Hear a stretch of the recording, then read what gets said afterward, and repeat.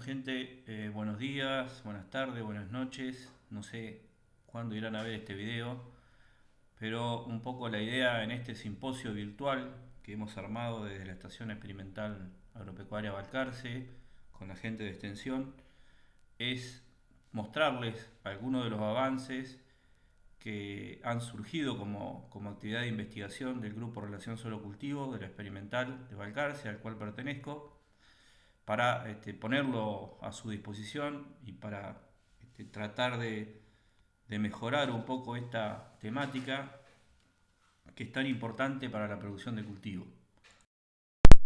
Un poco para ponernos en contexto, seguramente ustedes habrán visto ya estos mapas en diferentes reuniones, pero hoy la situación de la materia orgánica del suelo, propiedad clave de salud del mismo, es realmente bastante delicada si lo comparamos, por ejemplo, con la cantidad de materia orgánica o con la situación que teníamos cuando los suelos de la región pampeana estaban sin cultivar. Tenemos pérdidas en promedio entre el 35 y el 40% según zonas, y esa pérdida de materia orgánica no es gratis. Eso, además de problemas físicos, obviamente trae una menor disponibilidad de nitrógeno y azufre y también fósforo para los cultivos, porque como ustedes saben, más del 90% del nitrógeno y del azufre está en la fracción orgánica del suelo. Esto obviamente hace que la mayoría de los cultivos que se realizan en la región pampeana, las gramíneas, los cereales, obviamente haya una alta frecuencia de respuesta al agregado nitrógeno, también en muchos casos de azufre. Entonces, hoy ya es imposible casi pensar en hacer un trigo, una cebada o un maíz sin pensar en aplicar altas dosis de nitrógeno, porque la situación o la reserva de estos nutrientes en el suelo, como les mencioné, ha caído sustancialmente. Y lo mismo ha pasado con el fósforo. Si ustedes se fijan en el mapa de la izquierda, suelos prístinos, la mayoría, sobre todo la región oeste de la región pampeana y norte de la región pampeana, teníamos suelos por arriba de 25 partes por millón, y hoy fíjense que gran parte de esa zona están en valores entre 15 a 20 o 10 a 15 partes por millón, algunas zonas del sur de Santa Fe con menos de 10 partes por millón. La mayoría, digamos, de los suelos en promedio están entre 10 a 15 partes por millón, lo cual son contenidos de fósforo Bray limitante para la mayoría de los cultivos. Este es un muestreo que realizamos, lo que les muestro acá, en el 2011 y 2018. En el 2011 mostramos suelo de aptitud agrícola en toda la región esa que les mostraba en el mapa, y en el 2018 fuimos a los mismos lotes porque estaban georreferenciados y nuevamente hicimos los análisis de esos lotes y pudimos llegar a medir que en el 2011 el 43% de los casos de los lotes muestreados, digamos, tenía valores por debajo de 16 partes por millón, pero como ustedes pueden ver, en el 2018 el 66% de los lotes tenía valores de menos de 16 partes por millón. O sea que evidentemente estamos lejos de hacer las cosas bien con el fósforo y la situación se ha ido agravando. Como les pongo aquí debajo, los balances de fósforo continúan siendo negativos y la mayor parte de los suelos de la región pampeana, como les mencionaba, presenta valores de fósforo Bray que son limitantes. Pero en la región pampeana argentina, además, tenemos otro problema. Y justamente esto puede ser la causa de lo que les mostraba anteriormente en cuanto en cuanto al fósforo. Que, como ustedes pueden fijarse en este gráfico, si bien esto es del 2016, pero no creo que haya cambiado mucho, solamente se muestrea entre el 25 al 40% de los lotes que hoy están bajo producción de trigo o cebada. O sea que hay una muy baja proporción de lotes muestreados. Tenemos que, obviamente, incrementar el muestreo de suelos porque no sabemos cuántos kilos nos da, no sabemos qué nos da el suelo y por lo tanto las decisiones de fertilización que tomamos en general, desgraciadamente, se hacen por recetas. Y esto lleva a estas situaciones. Este es un muestreo de índice de verdor realizado con el clorofilómetro en lotes del sudeste de Buenos Aires, en cultivos de trigo y cebada, 300 lotes de trigo y cebada, y como ustedes se pueden fijar acá, todos estos lotes tenían deficiencia de nitrógeno. O sea, el 74% de los lotes o casos tenían deficiencia de nitrógeno. Entonces, esto justamente también es consecuencia de que no se muestrea adecuadamente y que las dosis en general se definen por recetas. Y esto obviamente que además nos está haciendo perder rendimiento. Este trabajo que hizo la gente de la Experimental Balcarce, de Aramburu Merlos, nos muestra claramente que hoy el rendimiento promedio a nivel país, limitado por agua, sería de 4,4 toneladas y estamos en 3 toneladas de rendimiento actual. O sea que tenemos una brecha del 32% respecto a lo que podríamos estar obteniendo si hiciéramos las cosas bien. Y se estima que casi el 50% o más de esa brecha se debe a una inadecuada nutrición. Bien, entonces decíamos que es fundamental hacer muestreos de suelo, pero lo tenemos que hacer bien. Tenemos que separar áreas, si tenemos áreas diferentes dentro de un lote que tengan diferente productividad y sacar de cada área.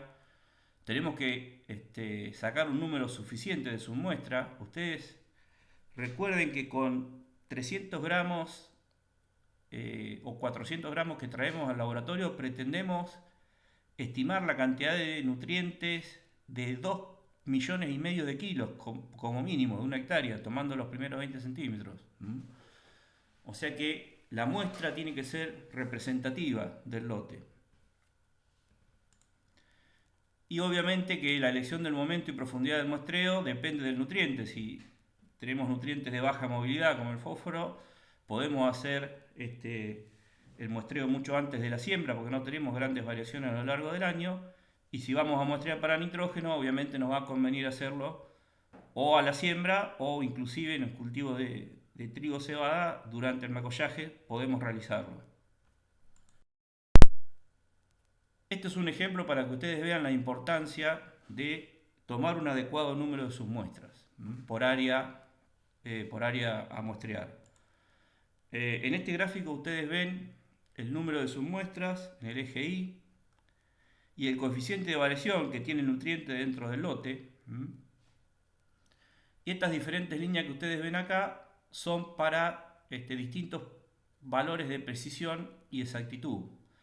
Exactitud es cuánto se parece el valor de la muestra al valor real del lote y precisión es cuánto se repite ese valor. La repetibilidad del resultado. Ambos parámetros son afectados por la cantidad de submuestras que se toman. Entonces, si nosotros quisiéramos, por ejemplo, tuviéramos un nutriente que tiene un 60% de coeficiente de variación y queremos con una precisión del 80% y una exactitud del 10%, vamos a tener que tomar por área representativa o por área, por ambiente, digamos, si tenemos ambiente diferente, mínimo 60 submuestras para formar una muestra compuesta. O sea, si queremos que 8 de cada 10 muestras o 80 de cada 10 muestras que tomamos del lote, esto es como si fuéramos a tomar del lote 8 muestras diferentes, 10 muestras. Vamos y muestreamos 10 veces. Si queremos que 8 de esas muestras tengan un valor que no difiera en más de un 10% del valor real del lote, vamos a tener que tomar 60 submuestras. Si queremos que 9 de cada 10 submuestras tenga una exactitud del 20%, o sea que difiera en más o menos un 20% del valor real del lote, bueno, tendremos que tomar aproximadamente 25 submuestras. Entonces, esto realmente es un problema y sobre todo es un problema con nutrientes de alta variabilidad como el fósforo. Realmente a veces nos vienen muestras al laboratorio de un mismo lote que los productores encuentran grandes variaciones entre un año y otro y se repiten los resultados. El problema no es analítico, sino es el problema del muestreo. Como les pongo acá abajo, el límite de exactitud del análisis del suelo está más dado por la toma de la muestra que por la calidad analítica del laboratorio, si bien es cierto que hay diferencia entre los laboratorios de la Argentina, desgraciadamente todavía. Y esto es lo que ustedes tienen con el fósforo en general. Acá tenemos rangos de valores de concentración de fósforo y número de casos. Y el fósforo en general, lo que se observa con este nutriente es que tenemos una alta cantidad de casos con valores bajos de fósforo y muy pocos con altos contenidos, justamente porque es un nutriente de baja movilidad. Estos son lugares donde la máquina, donde hay superposición de pasadas de la sembradora o de la fertilizadora. El nitrógeno, el fósforo, perdón, queda en el suelo y esto se nota. Y en general, cuando uno hace el promedio, obviamente es el valor, es más alto que la moda, o sea que el valor que más se da en el lote. Y eso nos puede llevar en muchos lugares del lote a una subdosificación. Por eso es importante reducir esta variabilidad que tenemos a través del muestreo, de cómo planificamos un adecuado muestreo. Y acá en general podemos tener dos situaciones. Podemos tener situaciones donde la variabilidad de fósforo en el lote no sigue un patrón relacionado al tipo de suelo. Ustedes, como pueden ver acá abajo, este es un lote de Estados Unidos, pero tenemos básicamente 4 tipos de suelo diferentes, 4 series de suelo diferentes, pero la variación de fósforo en el lote, ustedes fíjense que no sigue ese patrón, no está relacionado con el tipo de suelo. O sea, hay mucha variación antrópica. Entonces, si tenemos este tipo de variabilidad, obviamente que tenemos que ir a hacer un muestreo en grillas, indefectiblemente, que es más caro, que es más costoso, pero si lo hacemos bien tampoco es necesario repetirlo todos los años. Podemos hacerlo cada 2 o 3 años para ir monitoreando el cultivo. Y esto nos va a permitir hacer mapas a través de interpolación que nos van a dar áreas con un determinado nivel de fósforo, y si a eso nosotros le superponemos los mapas de rendimiento, podemos calcular las dosis, porque vamos a saber la extracción y el nivel de fósforo en el suelo. Tenemos este tipo de variabilidad. Esto es un lote de 25 mayo. La parte más verde son las zonas de mayor productividad del lote, son los bajos, medias lomas a bajos. Estas son las lomas arenosas, las partes más amarillas. Y si ustedes se fijan acá, estos puntitos son los valores de fósforo Gray de las muestras.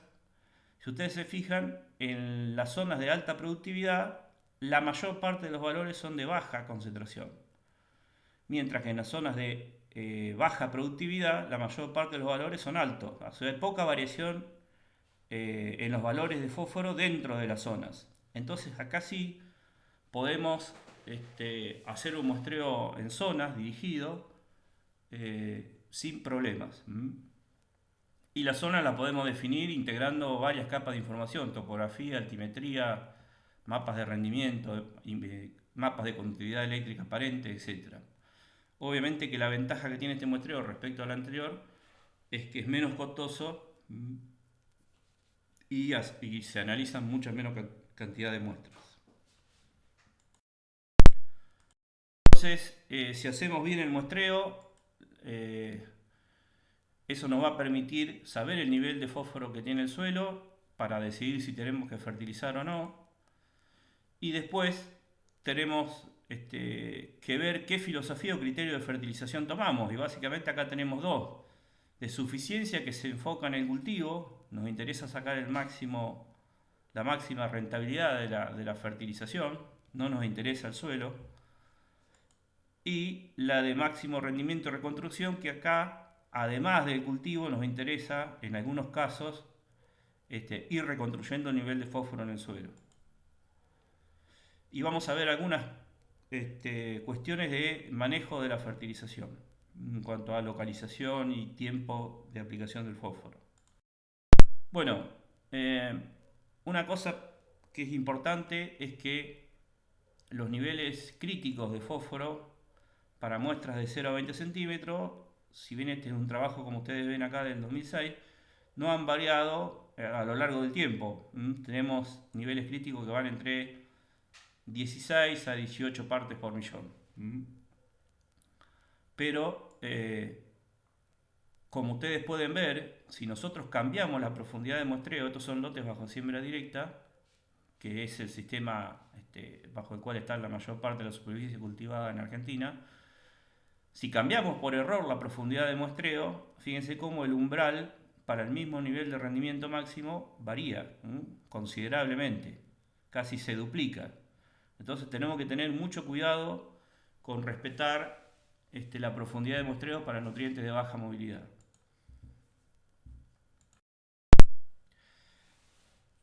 Y este análisis, el análisis de fósforo, fósforo Bray, es en realidad de una gran ayuda a la hora de también de ponerle números a la fertilización. Estos son resultados de 68 ensayos en la región pampeana, en donde acá tenemos la eficiencia agronómica del fósforo, o sea, los kilogramos de fósforo producido por kilo, el kilogramo de grano, perdón, producido por kilos de fósforo aplicado, una dosis única se utilizó en todos los ensayos, en función del nivel de fósforo en el suelo. Obviamente que la eficiencia cae en la medida que aumenta el nivel de fósforo en el suelo, y podemos, digamos, decidir fertilizar o no dependiendo de la relación de precios del costo del fertilizante. Si estamos en una situación de alto costo de fertilizante, o sea que precisamos, como dice acá, casi 25 kilos de grano para pagar un kilo de P, vamos a tener una respuesta económica si el suelo tiene hasta 12 partes por millón. Más de eso no, porque la respuesta va a ser, digamos, el incremento o el ingreso marginal va a ser menor al costo marginal de la fertilización. Pero si estamos con una relación de 18 a 19, que es hoy la relación de precios actual, vamos a tener una respuesta económica hasta con suelos que tengan 18 partes por millón de fósforo. O sea que, además de ayudarnos a tomar la decisión de fertilizar o no, el análisis del suelo también nos permite inferir cuál va a ser el resultado económico de la fertilización. Es una bondad del análisis que no estamos aprovechando. Otra cuestión importante acerca del fósforo es que la respuesta no está asociada a los niveles de rendimiento. Esto es un ejemplo para soja, pero aplica lo mismo para cualquier cultivo, en donde lo que yo les muestro acá es la respuesta a la fertilización en función del rendimiento máximo de los sitios o del lote. Estos eran diferentes lotes en el sudeste bonaerense. Los puntos vacíos, los símbolos vacíos corresponden a suelos que tenían entre 8 a 12 partes por millón, y los símbolos llenos corresponden a suelos que tenían entre 0 y 8 partes por millón. Y lo que ustedes pueden ver acá es que no hay relación entre la respuesta fósforo y el rendimiento potencial del sitio. No es como nitrógeno, que la respuesta la tracciona a la demanda. En el caso del fósforo, como ustedes pueden ver acá, la respuesta está más asociada al nivel del mismo en el suelo. Eso nos permite independizarnos de la interacción que puede haber entre ambiente y respuesta a la fertilización, y obviamente que nos facilita el manejo. Y de nuevo, cobra mayor relevancia el análisis del suelo para predecir la respuesta. Para lo único que vamos a tener que conocer el rendimiento del ambiente es para calcular la dosis de reposición. Pero no tenemos interacción ambiente por nivel de fósforo en el suelo sobre la respuesta. Lo cual, como les decía, nos facilita mucho el manejo.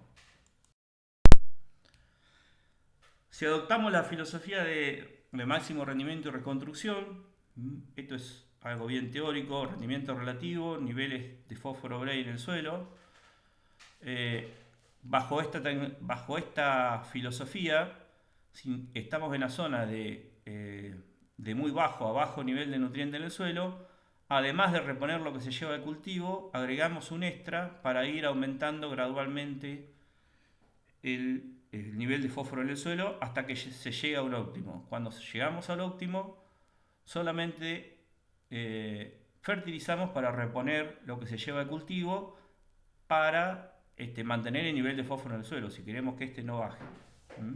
Obviamente que si estamos en zonas en lotes, perdón, con alto o muy alto fósforo, podemos tomar la decisión de no fertilizar. Entonces, como les comentaba hoy, esta es una fertilización, esta filosofía está más enfocada además de tener el máximo rendimiento, nos enfocamos en el suelo. Queremos reconstruir los niveles de nutrientes en el suelo. Por lo que les mostraba hoy en el mapa de fósforo, en la mayor parte de los suelos hoy deberíamos pensar en reconstruir. Realmente se está poniendo en juego la sostenibilidad de los sistemas agropecuarios con este manejo que estamos haciendo de la nutrición. Estamos comprometiendo la productividad de los suelos a futuro.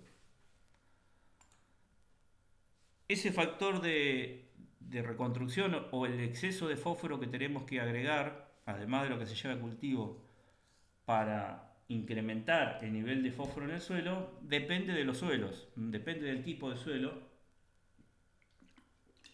y está relacionado al contenido de arcillas y al tipo de arcillas. Es así que, como les muestro en esta tabla, en suelos franco-arenosos, con 3 a 3,5 kilos de P en exceso, voy a aumentar una parte por millón. Y si nos vamos al otro extremo, suelos franco-arcillosos, como pueden ser suelos de Entre Ríos, vamos a precisar entre 7 a 8 partes por millón de fósforo en exceso para aumentar una parte por millón el fósforo disponible. Entonces, esta filosofía, seguramente ustedes lo habrán visto este gráfico, la mayoría, nos permite construir tablitas de recomendación de fertilización en función del rendimiento esperado y el nivel de fósforo que tenemos en el suelo. Estas líneas representan diferentes niveles de fósforo, esta menos de 5, esta entre 5 y 7, y así sucesivamente.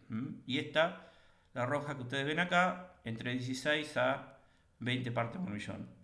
Si estamos en esta zona para trigo o cebada, obviamente que solamente fertilizamos para mantener. Fertilizamos lo que se lleva a cultivo. Podemos decidir no fertilizar también, porque no va a haber respuesta, pero tenemos que tener en cuenta que el nivel de fósforo puede bajar. Entonces, y si tenemos menos que esos niveles, como ustedes pueden ver acá, las dosis se tienen que ir incrementando. ¿Para qué? Para llegar con el tiempo al nivel óptimo o al rango crítico deseado.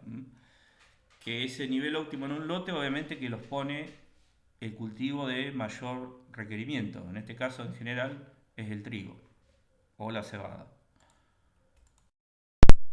En cuanto a manejo del fósforo,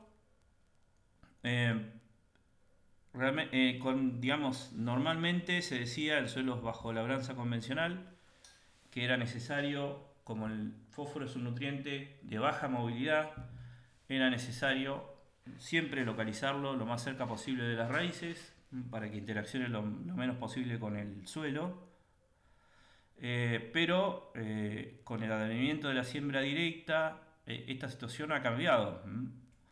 Los suelos bajo siembra directa tienen mayor concentración de materia orgánica en superficie y mayor concentración de fósforo disponible, lo que permite que por lo menos en esos 5 primeros centímetros de profundidad, 5 a 10 centímetros, el fósforo se mueva con mayor facilidad.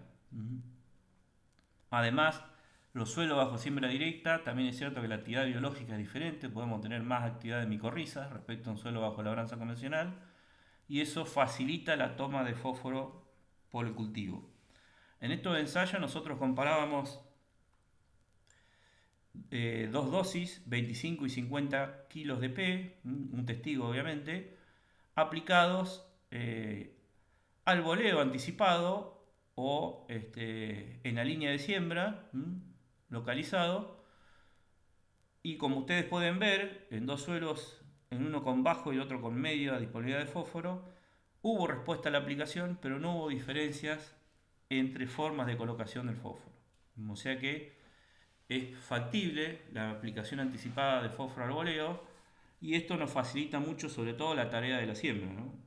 Pensamos que el trigo, piensen que siempre se siembra en una época que es complicada por la humedad, nos aumenta, nos facilita la siembra y además nos aumenta mucho la capacidad de trabajo de la sembradora. Por lo tanto, es una práctica posible, pero no en todos los ambientes. Esta práctica en ambientes donde el suelo se seca superficialmente, si nos vamos más a las zonas semiáridas, posiblemente no sea lo más recomendable bolear el fósforo en superficie. Pero si no tenemos restricciones de humedad, es una práctica posible. Esto es una red de ensayo que se hizo también a nivel de región pampeana y como ustedes pueden ver acá, tampoco hubo diferencia en bolear el fósforo o incorporarlo en la línea de siembra. La restricción más importante para esta práctica, además de la humedad, es la pendiente. No tenemos que hacer esta práctica en lotes quebrados con pendientes mayores al 2%. Porque como les decía, en lotes en siembra directa la superficie se enriquece mucho el fósforo y si tenemos escurrimiento de agua podemos llegar a perder nutriente y lo que es más importante, contaminar cursos de agua o espejos de agua. Otra duda que hay habitualmente es qué pasa con el uso de arrancadores. La industria está produciendo muchos arrancadores, son microgranulados, que además de fósforo contienen azufre y zinc. Eh, y como parte de la actividad del grupo lo hemos evaluado ya durante 3 años. Eh, y hemos tenido los resultados que les estoy mostrando acá. Acá teníamos comparaciones con igual dosis de fósforo. Este era un testigo. Esto es 22 kilos de P puesto como fosfato monoamónico en el NIE de siembra.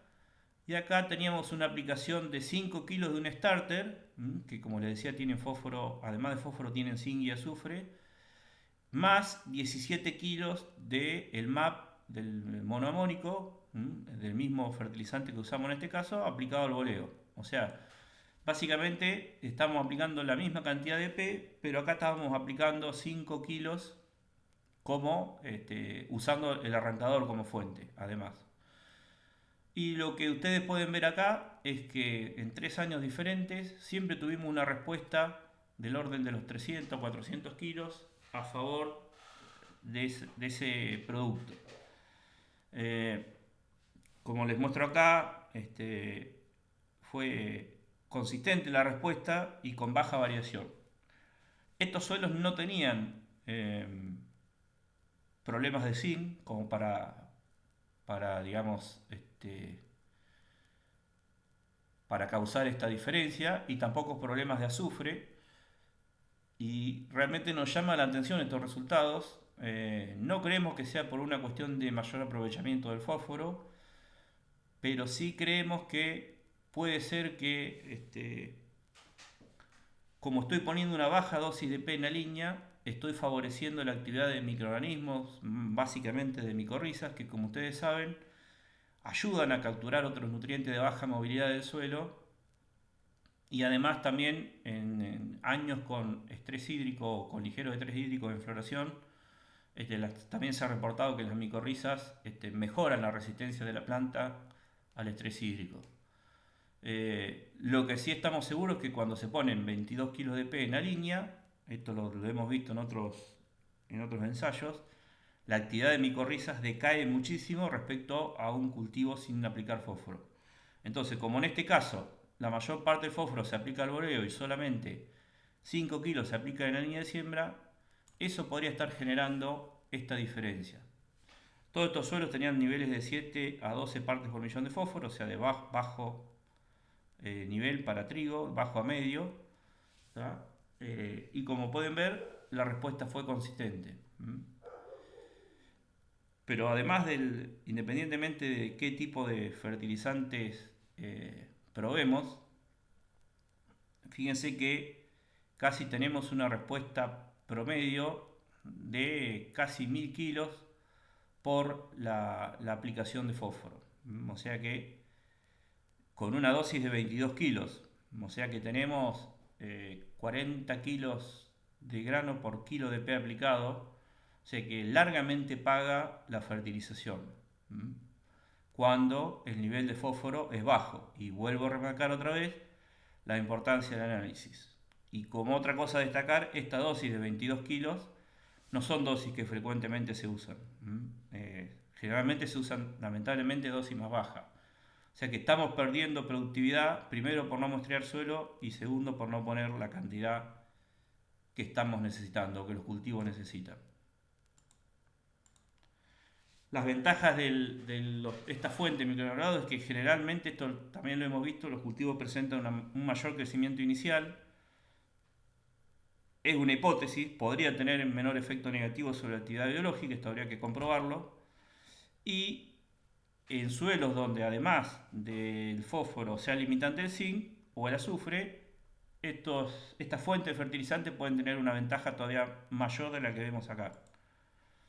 Y obviamente también nos aumenta la capacidad de trabajo de la sembradora porque tenemos que poner dosis muy bajas de estos productos. Otra cuestión clave con el fósforo es que también nuestros suelos, al ser poco fijadores de fósforo, nos permiten aplicar fósforo para más de un cultivo. Este es un experimento que hicimos en el INTA Balcarce, una rotación maíz, soja, trigo y soja de segunda.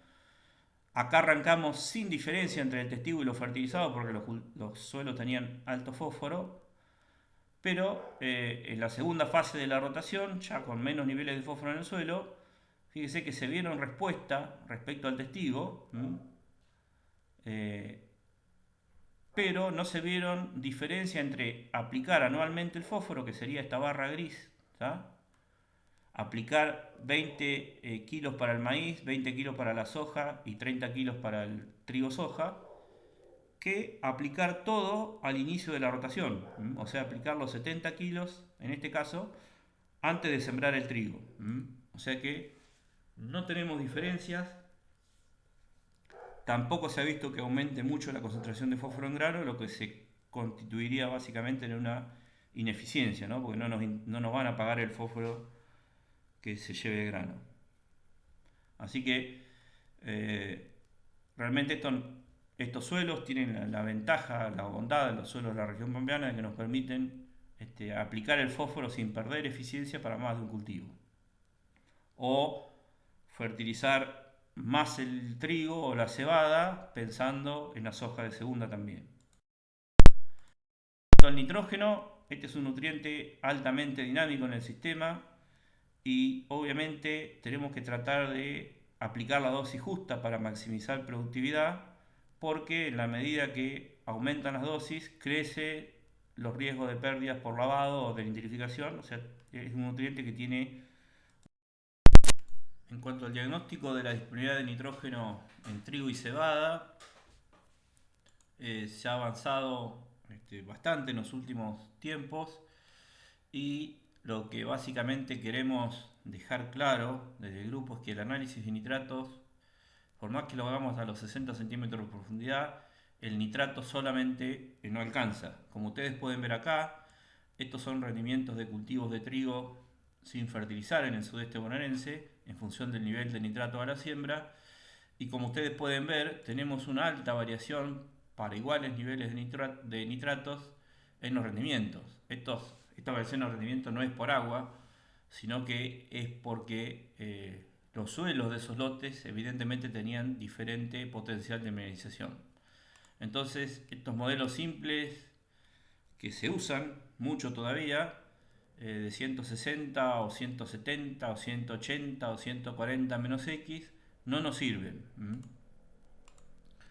Ustedes pueden ver acá en este gráfico cómo los mismos lotes, los mismos cultivos, cuando lo graficamos en función del NAM, el rendimiento en función del NAM, que es un indicador de la mineralización, cómo se produjo un mejor ajuste.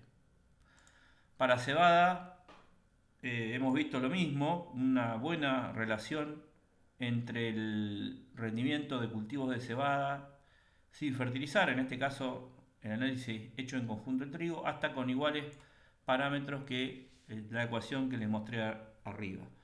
O sea que hoy para hacer un diagnóstico preciso de la necesidad de nitrógeno que tenemos que aplicar, para que no nos sobre o nos falte nitrógeno, es fundamental no solo analizar el nitrato, sino analizar, incluir algún índice como el NAN que nos está diciendo cuánto puede llegar o no a mineralizar un determinado lote. En función de los modelos que les mostraba en la diapositiva anterior, se construyó un modelo combinando el nitrato a la siembra más el NAN. El NAN acá pasado kilos por hectárea. Esto es multiplicar el valor de NAN en ppm por un factor que puede ir entre 1,8 y 2,2, que no está relacionado con la densidad aparente, sino son factores que se han relacionado en función de los que absorben el nitrógeno que absorbe el cultivo por cada ppm de NAN. Puede variar entre 1,8 y 2 porque es biología. La mineralización, como ustedes saben, está afectada por temperatura y humedad. En este gráfico, el NAN está pasado usando un factor de 2,2. Como ustedes pueden ver, hay un muy buen ajuste usando los dos índices con rendimientos de cultivos de trigo sin fertilizar. Entonces, a partir de esto, nosotros podemos calcular para cada nivel de NAN y en función del rendimiento deseado, cuánto nitrógeno necesitaríamos. Acá puse como ejemplo un lote que tenía 60 kilos de nitrato a la siembra.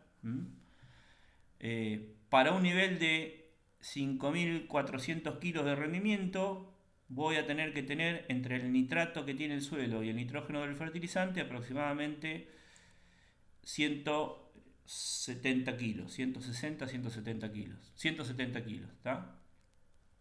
Entonces, si el suelo tenía 60, la dosis a aplicar va a ser de 110 kilos. Pero si estamos en lote que tiene 60 partes por millón de NAM, o sea, pasamos de 40 a 60, el nivel de nitrógeno disponible necesario para ese nivel de rendimiento va a ser 130 y la dosis va a ser 70 kilos. O sea, fíjense acá, cambió el lote en 20 partes por millón de NAM y la dosis varió en 40 kilos de nitrógeno. O sea que si nosotros hubiéramos aplicado la misma dosis en este suelo, estos 110 kilos, hubiéramos aplicado 40 kilos en exceso, que obviamente el cultivo no lo iba a mostrar en rendimiento, hubiéramos perdido dinero. Una cosa que les quiero aclarar es que estos modelos han sido calibrados para cultivos de trigo con antecesor soja en su mayoría o girasol en el menor de los casos, por lo cual si vamos a hacer un trigo arriba de un maíz tenemos que pensar que ese rastrojo se va a descomponer durante el ciclo cultivo de trigo y vamos a precisar alimentar a la biomasa que descompone, a la biomasa microbiana que descompone ese residuo, además del cultivo, y a partir de diferentes ensayos que se han publicado desde la región sur de Buenos Aires, vamos a tener que incrementar a esa dosis que yo les comentaba por lo menos 40-60 kilos más, si tenemos un maíz. Y si tenemos un trigo sobre trigo o trigo sobre cebada, entre 20 y 30 kilos más de nitrógeno. Para cebada también se han visto los mismos resultados. Fíjense acá, esto es una relación entre la dosis óptima económica y el nivel de nitratos más NAM en kilos por hectárea, al igual que este modelo que les presentaba acá. Y fíjense que la dosis, o sea que no tenemos que aplicar nitrógeno si estamos alrededor de 330, 340 kilos de nitrógeno disponible en el suelo para rendimiento de cebada de 6.500 kilos, que era el máximo rendimiento de esta red. O sea que es muy parecido al trigo.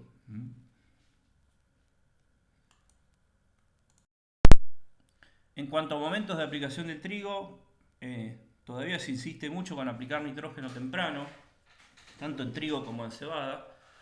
Y lo que les quiero mostrar acá, a través de este trabajo que saqué de una revisión, donde básicamente tenían el nitrógeno aplicado una misma dosis de 210 kilos aplicada en diferentes momentos. Comienzo de macollaje, macollaje antesis, comienzo macollaje, espiguilla terminal antesis, comienzo macollaje, dos nudos antesis, comienzo macollaje, hoja bandera antesis, comienzo macollaje, espigazón antesis.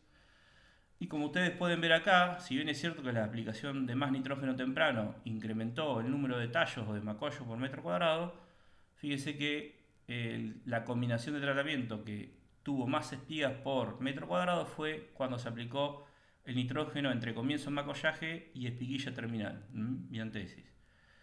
O sea, fin de macollaje, principio engañosón. Y también fue el tratamiento que produjo el mayor rendimiento. Esta barra verde que ustedes ven acá, estos son gramos por metro cuadrado, por 10 serían kilos por hectárea, estos son trigos invernales, fue el tratamiento que produjo el mayor rendimiento. Por lo tanto, no tenemos, esto se sabe, deficiencias tempranas de nitrógeno no afectan el rendimiento potencial del trigo, obviamente si después esta situación se revierte, si el cultivo tiene buena disponibilidad de nitrógeno para crecer adecuadamente o a la máxima tasa que nos permite el ambiente durante el periodo crítico de definición del número de granos.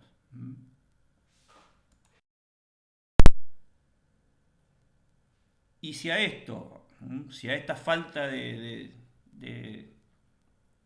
digamos, de explicación fisiológica le agregamos que en zonas como el sudeste de Buenos Aires son comunes los excesos hídricos al comienzo del ciclo de cultivo y que tenemos buena disponibilidad de agua como para particionar el nitrógeno si se quiere durante periodos reproductivos avanzados, bueno, ya nos quedamos sin elementos para hacer aplicaciones de altas dosis de nitrógeno a comienzo del ciclo de cultivo. Como ustedes pueden ver acá, va a ser muy ineficiente.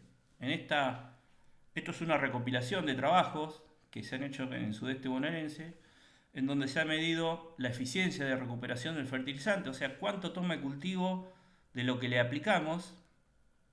Y si ustedes se fijan, para aplicaciones a la siembra, solamente está tomando el 46% de lo que le aplicamos. Para aplicaciones al macollaje, casi el 58%. Para aplicaciones divididas entre comienzo de macollaje y espiguezón, casi 60%. Y si nos vamos a macollaje hoja bandera, casi el 71% del nitrógeno recuperó la planta. O sea, cómo aumentó la eficiencia de recuperación. Esto obviamente implica menos dosis y menor impacto ambiental negativo. Ensayos de trigo hecho en el sudeste. Fíjense, esto es una dosis, un cultivo que hasta un nudo no se le aplicó nitrógeno, tenía un marcado déficit, una marcada deficiencia de nitrógeno, se le aplicó en un nudo y produjo 200 y pico kilos más de rendimiento que los 100 kilos aplicados a la siembra y encima con un poquito más de proteína. Lo mismo pasó con este tratamiento, en los cuales se aplicaban 50 kilos a la siembra y 80 kilos en un nudo, versus 150 a la siembra, o sea, acá tenemos 20 kilos menos de nitrógeno. Fíjense que, si bien nos rindió un poquito menos, pero que no es muy grande la diferencia, nos incrementó la proteína, a pesar de que teníamos 30 kilos menos de nitrógeno aplicado, 130 versus 150. Y obviamente la diferencia está en cuánto recupera el cultivo de lo que se aplica. Casi el 49% con aplicación en un nudo versus el 41% con aplicación a la siembra o comienzo de macollaje. Para la dosis de 130 fraccionada, casi el 60% versus el 43%. O sea que es muy poco negocio para el ambiente y para nosotros aplicar nitrógeno en estadios tempranos.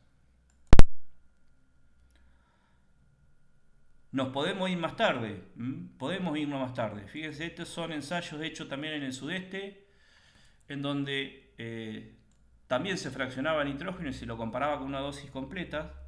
Acá tenemos un testigo, 60 kilos al macollaje de N, 90 kilos al macollaje. o 90 kilos pero aplicados 60 al macollaje y 30 en hoja bandera.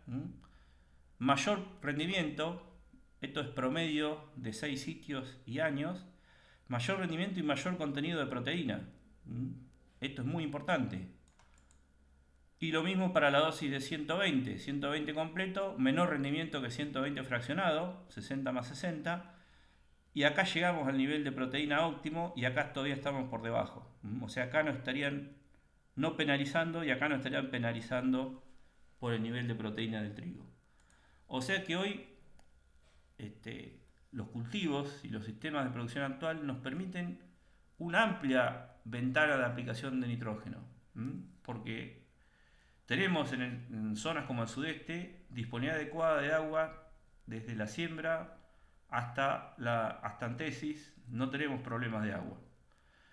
Y obviamente que esto nos permite corregir las dosis y vamos a poder corregir rendimiento hasta hoja bandera en caso de que hayamos aplicado dosis subóptimas de nitrógeno. Para cebada, los mismos resultados de fraccionamiento. Esto es un año húmedo, hecho en 2 sitios, en Lobería y Miramar.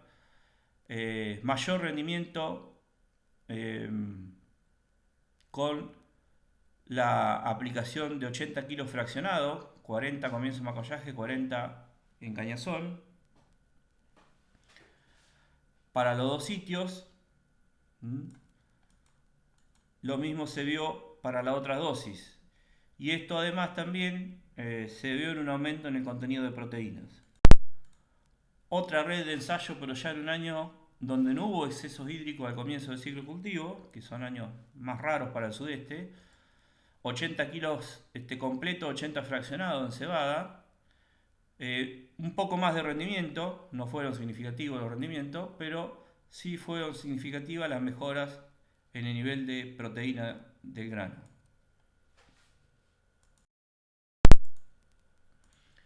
Y además, en otra red de ensayos, también se probó, digamos, además del fraccionamiento entre comienzo de macollaje y un nudo, se probó ver qué pasaba con dosis aplicada aún en estadios más avanzados. Acá estamos aplicaciones de nitrógeno en hoja bandera. Fíjese cómo este tratamiento con 120 kilos de fertilización de base fraccionado, comienzo macollaje y comienzo macollaje en cañazón, más 30 kilos aplicados en hoja bandera, fíjense cómo aumentó el rendimiento respecto a la de 120 kilos. Estos 30 kilos más produjeron un aumento del rendimiento. O sea que en ambos cultivos podemos llegar a corregir rendimiento hasta en estadios muy avanzados del cultivo. Y una cosa importante es que esta aplicación fue realizada con fertilizantes sólidos.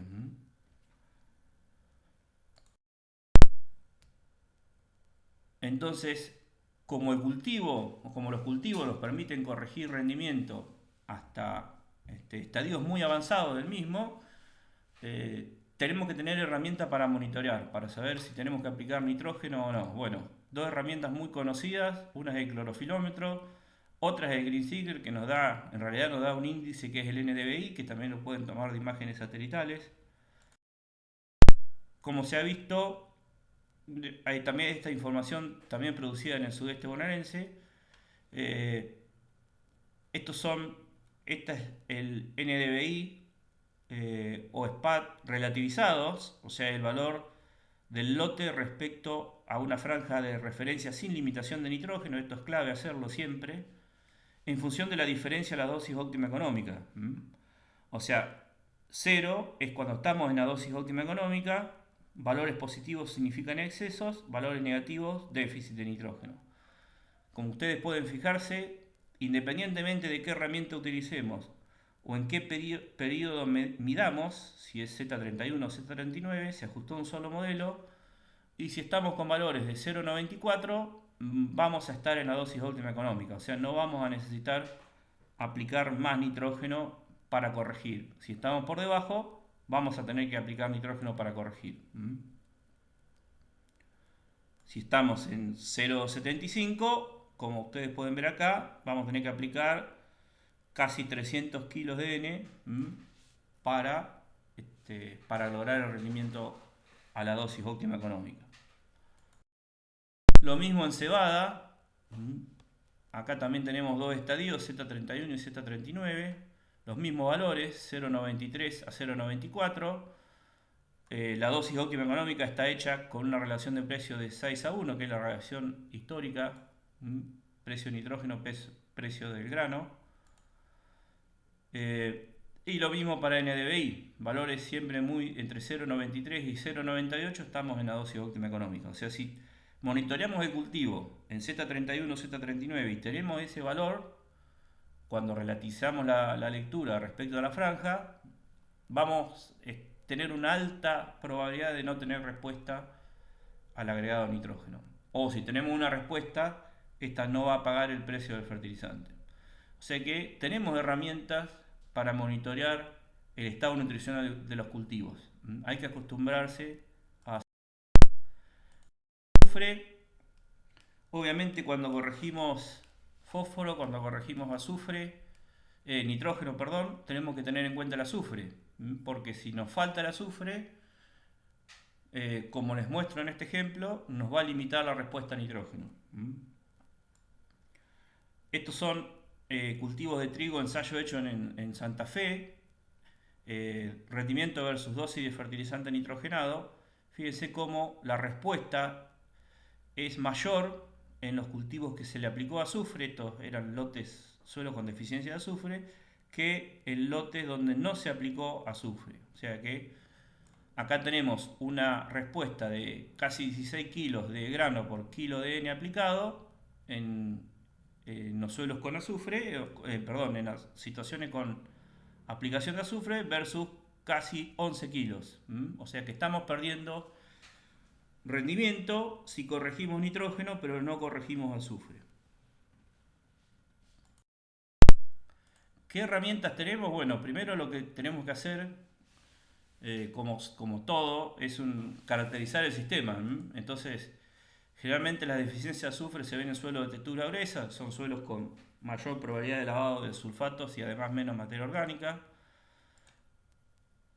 La siembra directa, como en el caso de nitrógeno, también magnifica la deficiencia de azufre porque hay menor mineralización. Prolongada historia agrícola, este es un nutriente que apareció hace relativamente poco cuando uno lo compara con el nitrógeno, por ejemplo. Pero si tenemos lote con mucha historia agrícola y además predominio de soja en las rotaciones, vamos a tener probablemente alta respuesta al agregado de azufre, barbechos cortos por inmovilización, ambientes de alta productividad, al igual que el nitrógeno, la respuesta está comandada, digamos, por la demanda, mayor rendimiento, mayor respuesta. Y en lotes donde no tenemos aporte subsuperficial de agua rica en sulfato, ahí también podemos tener una probabilidad de respuesta al agregado de azufre. O sea que si predominan todas estas condiciones, obviamente estamos en un escenario de alta probabilidad de respuesta al agregado de azufre. Pero obviamente que también podemos darle un poco más de certidumbre a esto analizando suelo. Bueno, estos son las situaciones en las que se ha visto respuesta. Este es un cultivo de trigo en el sudeste bonaerense. Obviamente que la frecuencia de respuesta al azufre es mucho menos que la del nitrógeno. En este caso, de estos 6 sitios, solamente 2 respondieron significativamente, con respuesta de hasta 1000 kilos en algunos lotes, en un lote. Y como ustedes pueden ver acá, no se asoció esa respuesta con el nivel de sulfatos, de azufre como sulfato que tenían los lotes. Y cuando vamos a evaluar sulfatos como metodología, o vamos a utilizar sulfatos como metodología de diagnóstico, es importante medirlo en profundidad, porque podemos tener cantidades inclusive o iguales o más altas en algunos casos en horizontes subsuperficiales que en el horizonte superficial. O sea que y el cultivo obviamente que lo va a tomar de esta zona. Entonces el análisis superficial de sulfatos no sirve. Esto es una red de ensayos en la región pampeana, donde eran, creo, algo como de 132 lotes. Eh, Rendimiento relativo versus disponibilidad de azufre, suelo más fertilizante, y se determinó un umbral de 36 kilos. Como ustedes pueden ver acá, por arriba de 36 kilos es muy poco probable la respuesta a azufre. Fíjense que la mayor parte de los lotes estaban en este cuadrante, o sea, tenían alto rendimiento, pero el problema de esta metodología cuando medimos solamente sulfato es, fíjense acá, que cuando tenemos menos de 36 no tenemos certeza si el lote va a responder o no. Bueno, obviamente muchas de estas situaciones se podrían haber explicado por déficit hídrico, por ascenso freático, pero evidentemente acá la mineralización, al igual que el nitrógeno, juega un rol importante. Entonces tenemos que, también como en el caso del nitrógeno, ir hacia un índice compuesto, o sea, un índice que contenga no solamente el sulfato inorgánico, sino también el potencialmente mineralizable. Bueno, esto es ensayo de trigo, de un trabajo relativamente nuevo hecho por el grupo, donde se midió la mineralización de azufre en función del NAM. Fíjense que esto es mineralización aparente, o sea, lo que tomó el cultivo de trigo, una relación bastante alta, o con el carbono orgánico particulado, fue mejor todavía que con el NAM, pero la desventaja que tiene esta técnica es que es muy compleja hacerla y sobre todo tiene poca repetibilidad. Cuando se usó el NAM como indicador de la probabilidad de respuesta, fíjense que el 71% de los lotes, cada puntito en un lote, estuvo bien diagnosticado, salvo estos dos acá que tenían déficit hídrico, y el umbral nos dio 62 partes por millón. O sea que esto nos está diciendo que si tenemos un NAM por debajo de ese valor, y si además tenemos un suelo que ha tenido mucha frecuencia de soja, como les comentaba anteriormente, que no tiene probabilidad de ascenso freático, que esperamos elevados rendimientos de la cebada o del trigo, evidentemente estamos en un escenario con una elevada probabilidad de respuesta. Pero fíjense otra vez el NAN como indicador realmente útil para separar lotes sin respuesta versus lotes con respuesta al agregado de azufre. Y obviamente tenemos la ventaja de que con un solo análisis nos estamos diagnosticando tanto nitrógeno como azufre. Bien, entonces como consideraciones finales, insistir que hay que muestrear suelo, pero si decidimos hacerlo, tiene que ser un muestreo de alta calidad. Separar ambientes, si tenemos ambientes muy diferentes y si lo vamos a fertilizar de manera diferenciada, y tener en cuenta la cantidad de submuestra que sacamos. Ese es un factor crítico que en general no se hace bien. La respuesta a fósforo está más relacionada a su disponibilidad en el suelo, como les comentaba, más que al potencial de rendimiento del ambiente. O sea que esto nos facilita el manejo, porque no tenemos la interacción respuesta por ambiente, como si se da en el caso de nutrientes de alta movilidad como el nitrógeno o el azufre. Se puede pensar en reconstruir el fósforo en los suelos, porque los suelos tienen baja capacidad de fijación, o fertilizar más de un cultivo, y esto es clave aprovechar años cuando las relaciones insumo-producto son favorables. O sea, es bueno, es beneficioso aprovechar años en los cuales el costo del fertilizante es barato para mejorar, si lo necesitamos, el nivel de fósforo del suelo. Cuando diagnosticamos nitrógeno, no podemos pensar solamente en el nitrato, como les mostré, tenemos que además contemplar un índice que nos diga el potencial de mineralización del lote. Si no, tenemos altas probabilidades de errar en el diagnóstico y por lo tanto en la dosis. Y obviamente que la dosis va a depender del potencial de rendimiento y de qué concentración de proteína querramos tener. Se puede monitorear el cultivo y como les decía, hoy tenemos una ventana de aplicación en zonas donde no faltan agua en estadios tempranos o en estadios reproductivos tempranos no falta el agua. Podemos pensar en corregir el cultivo durante el ciclo y como les mostraba podemos tener respuesta física en rendimiento hasta aplicaciones tan retrasadas como en hoja bandera, tanto en cultivo de trigo como en cultivo de cebada.